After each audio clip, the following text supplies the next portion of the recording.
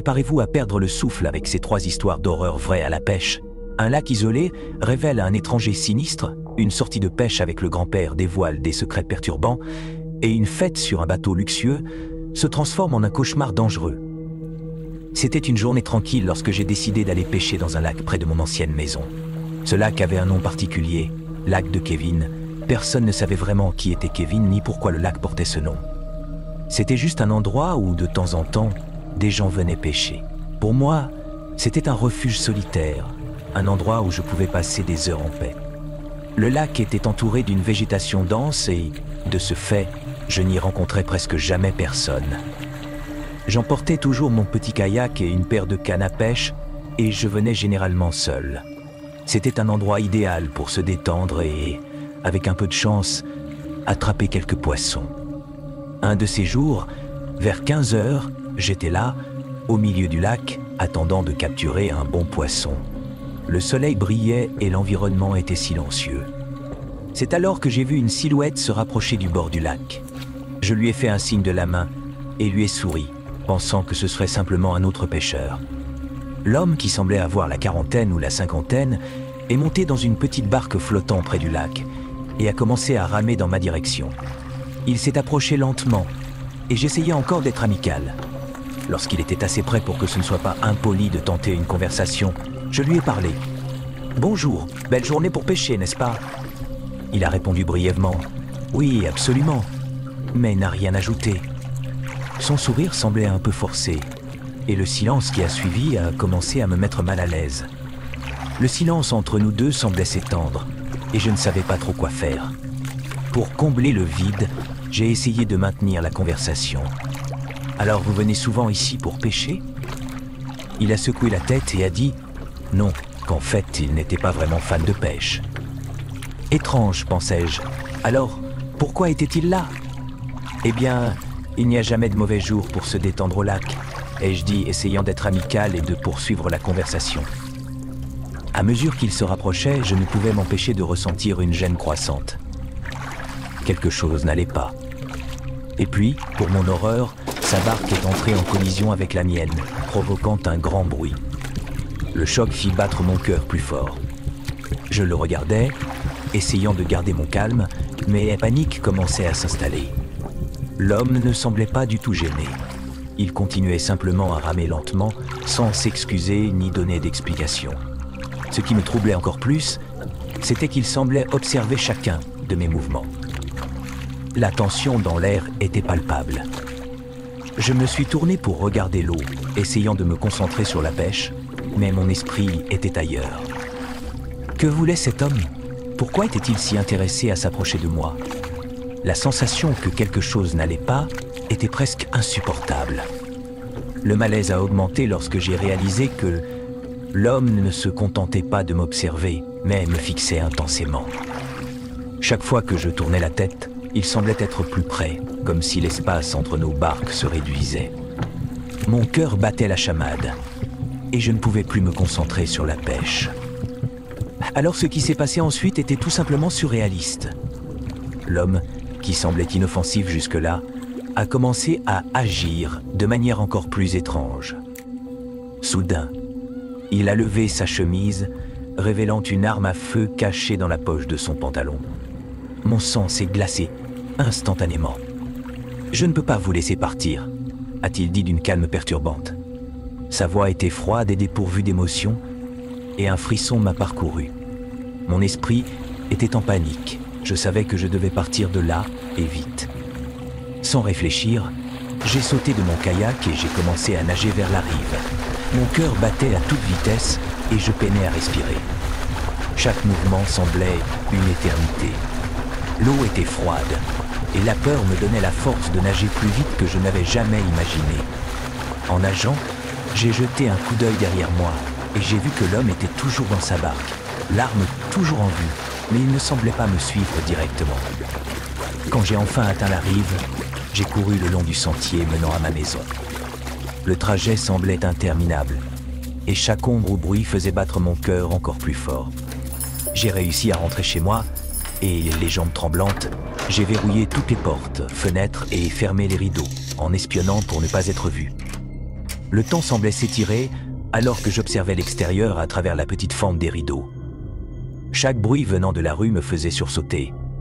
Le soleil commençait à se coucher, plongeant l'environnement dans une pénombre inquiétante. J'ai laissé toutes les lumières de la maison éteintes, essayant d'éviter d'attirer l'attention de tout éventuel poursuivant. Mon esprit tourbillonnait de pensées désespérées. Je me sentais complètement vulnérable. L'idée que cet homme puisse encore être dans les parages me mettait dans un état constant d'alerte. Je savais que je devais appeler la police, mais j'étais en état de choc, craignant que l'homme entende ma voix au téléphone. Finalement, quand je me suis convaincu que je ne devais peut-être plus être suivi, j'ai pris le téléphone et appelé la police, essayant de garder ma voix basse et calme. « S'il vous plaît, j'ai besoin d'aide. J'ai été menacé par un homme armé au bord du lac. Il semblait très dangereux et j'ai peur qu'il soit encore dans les environs. » Les minutes semblaient s'éterniser et la terreur que je ressentais était presque insupportable. Je me suis caché derrière le lit, le téléphone toujours à la main, attendant l'arrivée de la police. Chaque son dans la maison semblait amplifié et je craignais à tout moment que la vitre de la fenêtre éclate ou que la porte soit défoncée. Enfin, après ce qui a semblé une éternité, la police est arrivée. Ils ont effectué une enquête complète dans la maison et les environs, y compris une recherche dans les bois voisins. Cependant, ils n'ont trouvé rien de suspect. Le soulagement mêlé à la frustration de ne pas avoir trouvé l'homme était palpable. Les policiers ont suggéré que je passe quelques jours chez un ami ou un membre de ma famille pour garantir ma sécurité. Et ainsi. Après une nuit angoissante, je me suis préparé à me déplacer temporairement chez un ami. La peur constante m'a accompagné et je savais que l'expérience d'avoir presque affronté quelque chose de si dangereux me marquerait à jamais. Vous avez eu des frissons avec cette rencontre sinistre au lac? Alors, laissez un pouce bleu et préparez-vous, car le prochain récit parle d'une partie de pêche avec une rencontre encore plus perturbante. J'avais 21 ans lorsque j'ai décidé de passer du temps avec mon grand-père de 84 ans dans une région isolée de l'État. Mon grand-père avait toujours été un passionné de pêche et il connaissait un lac secret, loin de toute civilisation. Il parlait toujours de cet endroit avec enthousiasme, disant qu'il était parfait pour pêcher sans être dérangé. Ce matin-là, nous avons emprunté une route tranquille, laissant derrière nous notre quartier suburbain pour nous aventurer dans une région plus déserte. Le lac était caché au milieu d'une forêt dense, et le seul moyen d'y accéder était un sentier de terre qui semblait interminable. Mon grand-père, avec son énergie et sa détermination, transportait le bateau avec aisance, tandis que je luttais pour suivre le rythme. Enfin, nous sommes arrivés au lac. L'endroit était magnifique, entouré de grands arbres et d'un silence profond qui semblait emplir l'environnement. Mon grand-père mit le bateau à l'eau avec la même habileté de toujours et commença à m'apprendre à préparer la ligne et l'hameçon. Il était tellement concentré à me montrer les techniques de pêche et j'absorbais chaque mot. Le lac était calme et serein, un véritable refuge contre l'agitation du monde extérieur. Pendant que mon grand-père m'apprenait à pêcher, le lac semblait un paradis de tranquillité. L'eau était calme, et le seul bruit qui rompait le silence était le chant occasionnel des oiseaux et le léger bruissement des feuilles au vent.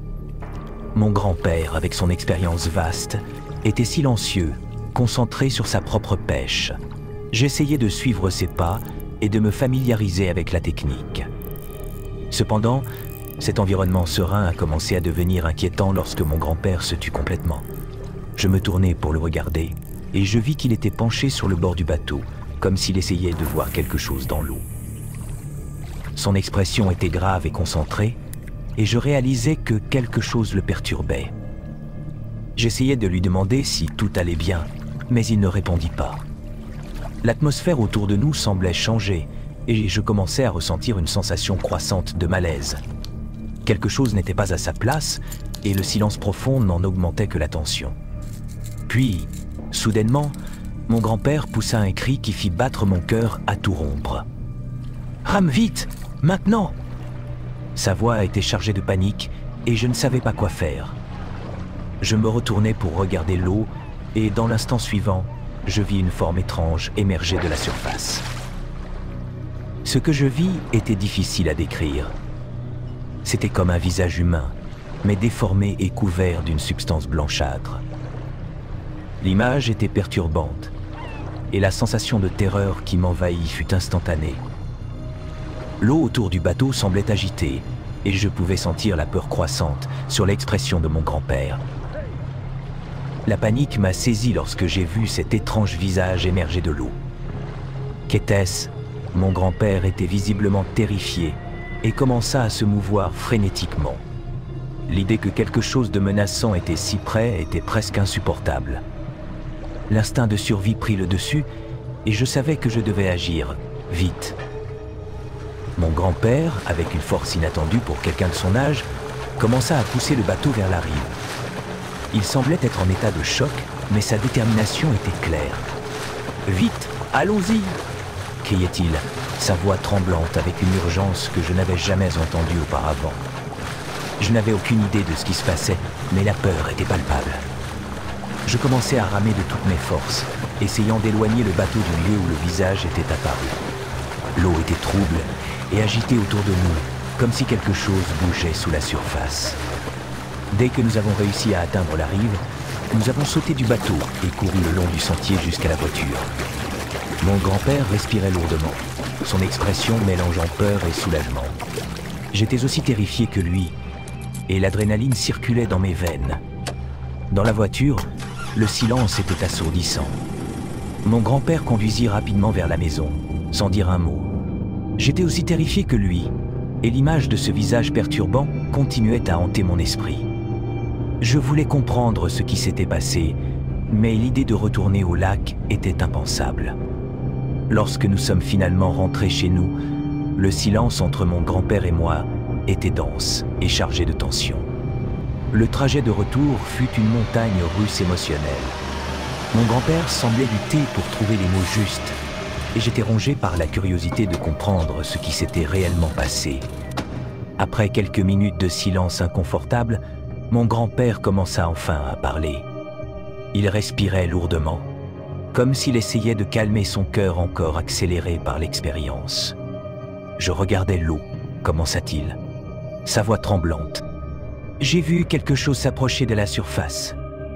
Au début, je pensais que c'était un gros poisson, mais en se rapprochant, j'ai vu que c'était un visage.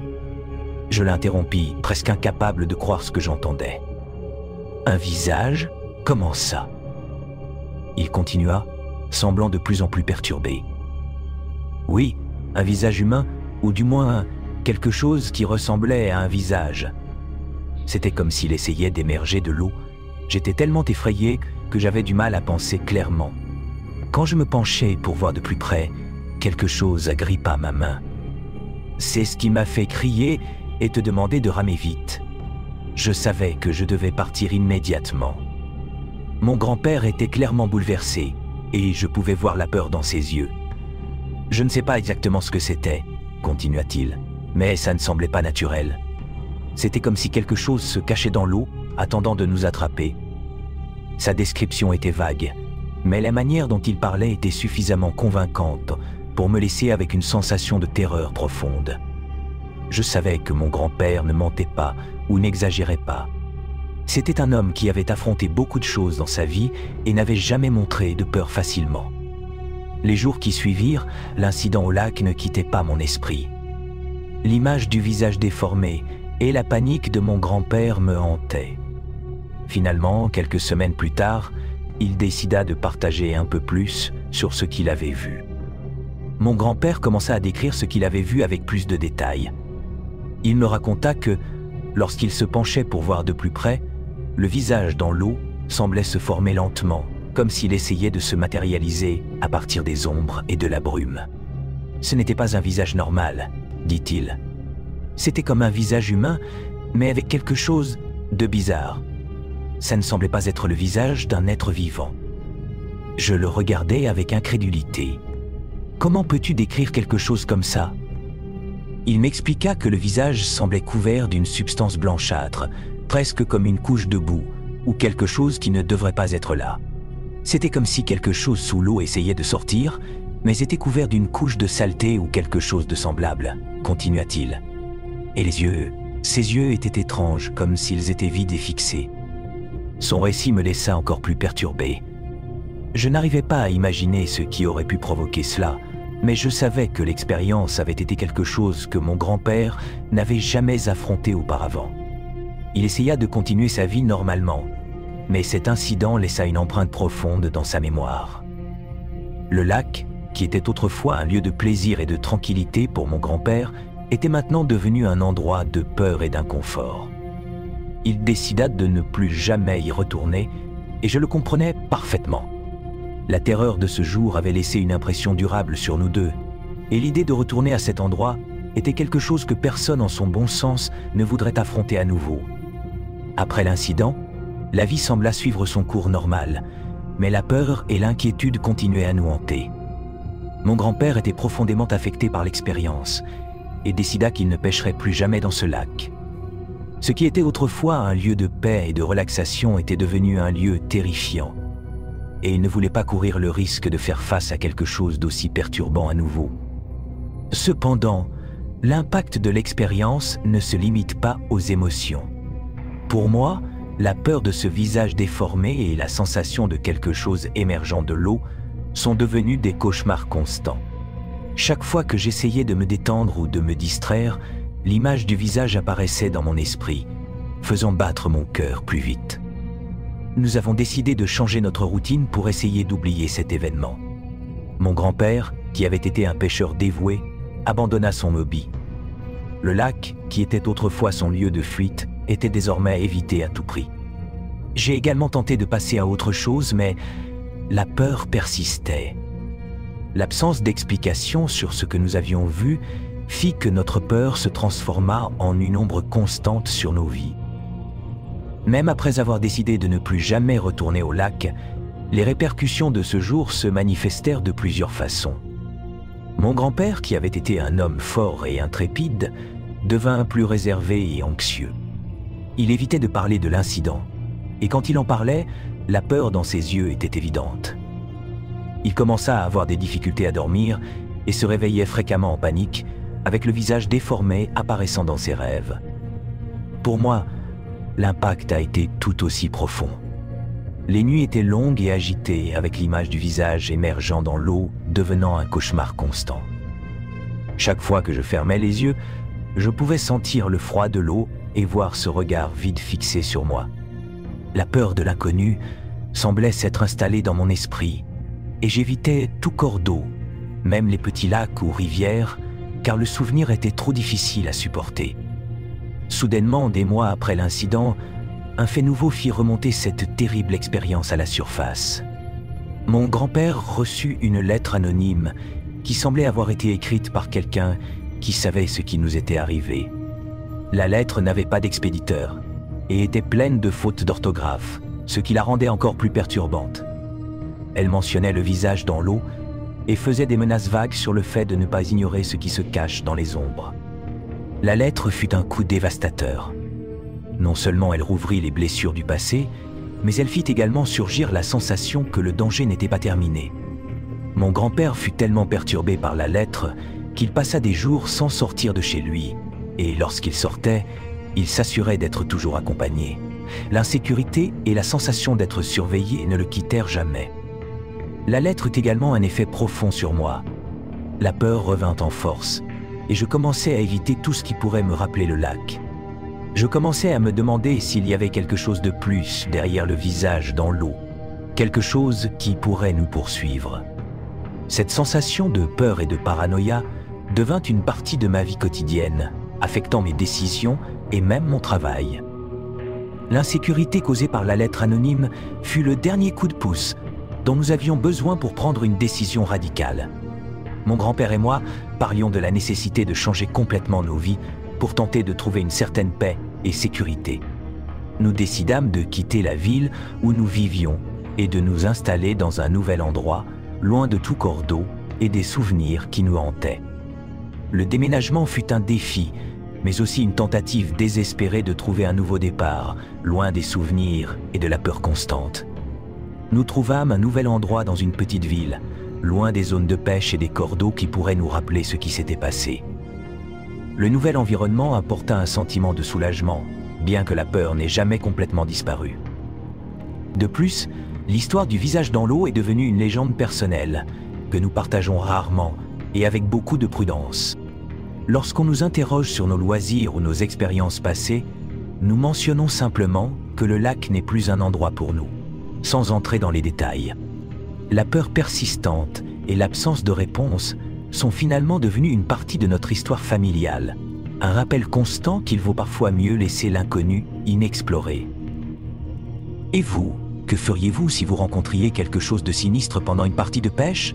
Laissez-nous un commentaire. Nous voulons savoir comment vous affronteriez cette situation terrifiante. Et maintenant, respirez profondément, car la prochaine histoire est à couper le souffle. Quand j'avais 21 ans, j'ai eu l'occasion de passer un week-end avec mon beau-frère Jacques, quelques-uns de ses amis et ma sœur, Anne. Jacques a toujours eu une vie très confortable grâce à sa famille riche. Il vivait dans une maison de luxe au bord de la mer, avec un immense et sophistiqué bateau amarré au quai de son jardin. L'idée était de passer un bon moment à pêcher et à se détendre en mer. J'étais un peu sceptique quant à l'idée, surtout parce que je ne suis pas un grand amateur de pêche. Cependant, j'ai accepté l'invitation pour accompagner Jacques et les autres, pensant que ce serait une bonne occasion de passer du temps avec ma sœur et de mieux connaître mon beau-frère. Jacques, toujours avec son énergie débordante, avait tout préparé avec beaucoup d'anticipation. Il a rempli le bateau de nourriture gastronomique, préparé un barbecue et prévu plusieurs boissons pour garder tout le monde de bonne humeur. Le plan était de partir tôt le matin et de passer la journée à pêcher, rentrant seulement lorsque le soleil commencerait à se coucher. Le matin du voyage, la météo était parfaite. Le ciel était clair et la mer était calme, comme si elle invitait tout le monde à une journée de détente. Jacques était enthousiaste, comme toujours, et avait une énergie contagieuse. Tout le monde était impatient de commencer, et je me suis laissé emporter par l'excitation collective, même si mon enthousiasme n'était pas exactement au rendez-vous. Après quelques heures en mer, la fête battait son plein. Jacques et ses amis étaient bien bruyants, et la musique était à fond. Ma sœur se détendait aussi et buvait, et j'essayais de m'amuser, bien que je me sentais un peu décalé. Le bateau était immense, avec plein de nourriture et de boissons, mais la pêche en elle-même était bien en dessous des attentes, avec seulement 1 ou 2 poissons attrapés ici et là. C'est alors que quelque chose d'inattendu s'est produit. Entre les tours, j'ai commencé à entendre un bruit étrange venant de l'extérieur du bateau. C'était un bruit qui ne devait pas être là. Ce n'était ni le bruit des vagues, ni celui du moteur. Cela ressemblait à un moteur de bateau, mais il était très éloigné. Le sentiment d'inconfort a commencé à grandir. Jacques et ses amis étaient occupés à jouer au poker et à s'amuser. Alors j'ai décidé d'enquêter par moi-même. Je suis monté jusqu'à la partie supérieure du bateau et j'ai allumé la lampe de recherche pour essayer de localiser l'origine du bruit. Lorsque j'ai éclairé la zone autour, j'ai remarqué un petit bateau qui approchait lentement. C'était un bateau simple, bien plus petit que le nôtre. Et il y avait 2 hommes à bord avec des expressions préoccupées et affamées. Ils m'ont regardé avec un mélange de soulagement et de désespoir. Je suis descendu rapidement pour avertir Jacques et les autres, qui étaient tellement ivres qu'ils peinaient à comprendre la situation. Jacques, toujours bienveillant, a décidé d'aider les inconnus. Il a pris l'échelle en corde et, avec l'aide de quelques amis, l'a mise en place pour que les hommes puissent monter à bord. Les 2 hommes se sont présentés comme Raj et Arjun et ont expliqué qu'ils étaient à court de nourriture et d'essence. Jacques, encore un peu dans les vapes, a pris les restes de nourriture du barbecue et une bouteille d'essence qui se trouvait sur le bateau. Les étrangers ont mangé voracement et ont remercié, mais la façon dont ils ont dévoré la nourriture m'a laissé inquiet. Il y avait quelque chose qui n'allait pas. Dès que les 2 se sont éloignés, Jacques et les autres sont retournés à la fête, apparemment soulagés d'avoir aidé les étrangers. L'ambiance décontractée a repris le dessus sur le bateau, mais je devenais de plus en plus inquiet. Le sentiment que quelque chose n'allait pas ne me quittait pas. La nuit est tombée, et à mesure que le soleil se couchait, l'atmosphère à bord du bateau a commencé à changer. La musique était plus basse, et les conversations étaient devenues plus feutrées. J'ai décidé d'aller sur le pont supérieur pour prendre un peu d'air frais et essayer de clarifier mon esprit. C'est alors que j'ai entendu un cri venant du bas. J'ai couru à l'intérieur du bateau, où j'ai trouvé un des amis de Jacques, Jérôme, pâle et tremblant. Il venait de voir quelque chose qui l'avait complètement terrifié. Jérôme était en état de choc et pouvait à peine parler, il ne faisait que pointer vers l'extérieur. Je suis allé à la bordure du bateau et, en éclairant la zone avec la lampe de recherche, j'ai vu que le petit bateau de Raj et Arjun était revenu et était beaucoup plus proche qu'auparavant. Les deux hommes étaient à bord du bateau et semblaient simplement nous observer. Ce qui m'a le plus perturbé, c'est que, à mesure que la lumière de la lampe éclairait le petit bateau, j'ai remarqué qu'ils nous observaient tous avec un regard intense et fixe. Mon inconfort s'est transformé en une peur réelle. Quelque chose dans la présence des étrangers n'était pas normal. Ils semblaient attendre quelque chose, ou peut-être planifier quelque chose que nous ne pouvions pas voir. La situation est devenue désespérée. Les étrangers ont commencé à exiger que tout le monde se taise et se mette au sol. La peur m'a envahi, moi et tous les autres à bord. Jacques et les amis étaient tellement ivres qu'ils peinaient à réagir. Je savais que je devais agir rapidement pour essayer de sauver tout le monde. J'ai vu que le petit bateau était entré juste à côté du nôtre, et Raj et Arjun étaient en train de charger des objets qu'ils avaient clairement volés sur le nôtre. Avec le cœur battant et la peur dominant mes pensées, j'ai réalisé que si nous ne faisions pas quelque chose rapidement, la situation ne ferait qu'empirer. J'ai pris un morceau de fer que j'avais trouvé et je me suis préparé au pire. Je suis allé jusqu'à la trappe et, avec précaution, je suis sorti sur le pont. J'ai essayé de me déplacer aussi silencieusement que possible, mais la tension était à son comble. Raj et Arjun étaient concentrés sur leurs préparatifs, croyant apparemment qu'ils contrôlaient déjà la situation. La chance était de notre côté, car, pendant qu'ils étaient distraits, j'ai réussi à retourner à l'intérieur du bateau et à essayer d'organiser une fuite. Nous avons réussi à rassembler assez de force pour créer une diversion. Jacques et certains amis ont pu repousser les étrangers hors du bateau, tandis que moi et d'autres essayions de préparer notre propre fuite. Le problème était que, alors que nous tentions de repousser les envahisseurs, le petit bateau de Raj et Arjun commençait à s'éloigner et ils essayaient de suivre notre bateau.